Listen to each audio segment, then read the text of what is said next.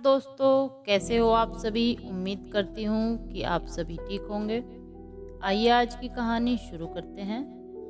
दोस्तों, यह कहानी है उत्तर प्रदेश के एक छोटे से गांव की, जिसमें कपिल नाम का एक लड़का रहा करता था।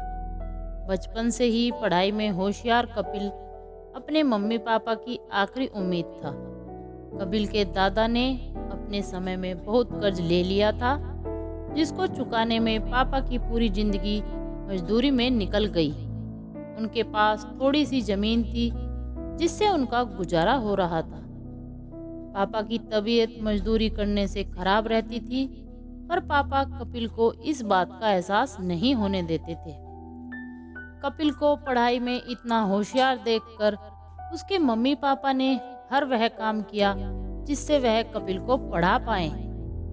कपिल की कॉलेज की पढ़ाई खत्म हो गई थी और वह एक छोटी सी नौकरी करने लगा, जिससे उसका खर्च निकल जाता और साथ में वह कलेक्टर बनने की तैयारी भी कर रहा था। कपिल अपने वक्त का एक मिनट भी फालतू नहीं गुजारता था।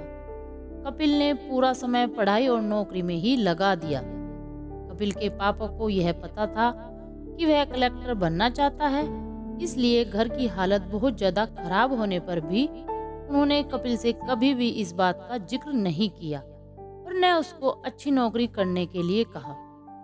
लगातार 2 साल तक कपिल पास नहीं हो पाया।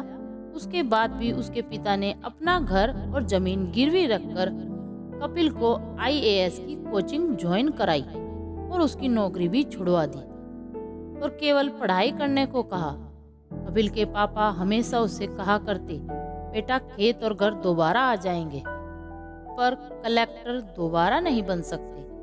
आज पूरे साल पढ़ाई करने के बाद कपिल का रिजल्ट आ गया, जिसमें वह अच्छे नंबरों से निकल गया था। आज उसके पिता से ज्यादा खुश कोई नहीं था। ऐसा लग रहा था जैसे कपिल का सपना पूरा होने वाला है, पर भगवान को कुछ और ही मंजूर था। कपिल का कल इंटरव्यू था और सुबह से उसके पापा की तबीयत खराब थी।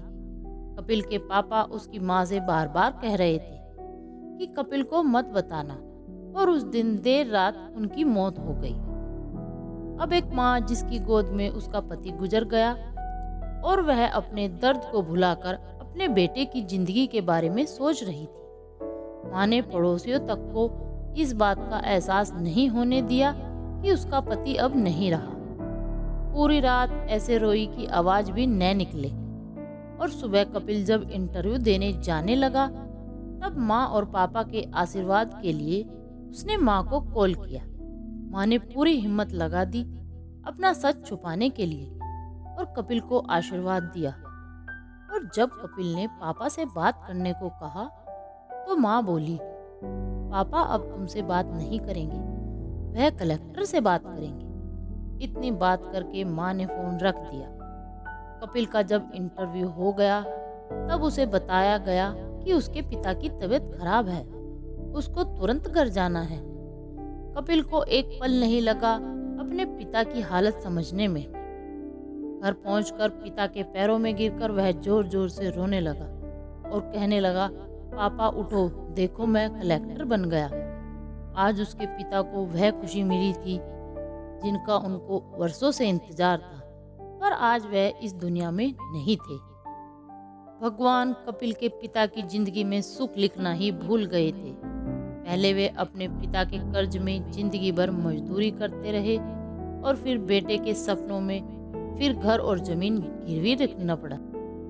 वह जिंदगी में कर्ज लेकर आए और कर्ज लेकर चले गए। कपिल के पिता को भले ही जिंदगी में कुछ हासिल न हुआ हो, पर वह अपने लड़के को इस काबिल बना गए कि वह अपनी 7 पुश्तों को बैठे बैठे खिला पाए।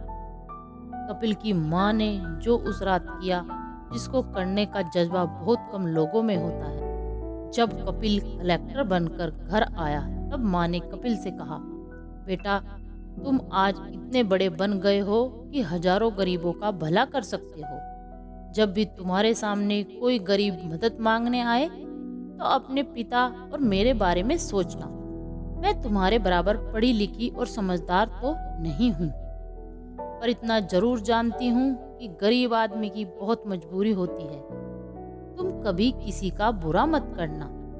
वक्त कितना भी खराब हो, हम उसे बदल जरूर सकते हैं। माँ और बाप के एहसानों को हम कभी नहीं उतार सकते हैं, पर हम अपने कर्मों से उनकी इच्छा जरूर पूरी कर सकते हैं। कपिल के पिता का जीवन लग गया उसे कलेक्टर बनाने में।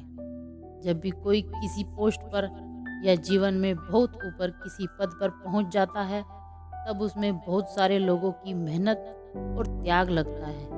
जब हम 2 मिनट में किसी को अच्छा या बुरा कह देते हैं, तब हम उसके जीवन का संघर्ष भूल जाते हैं।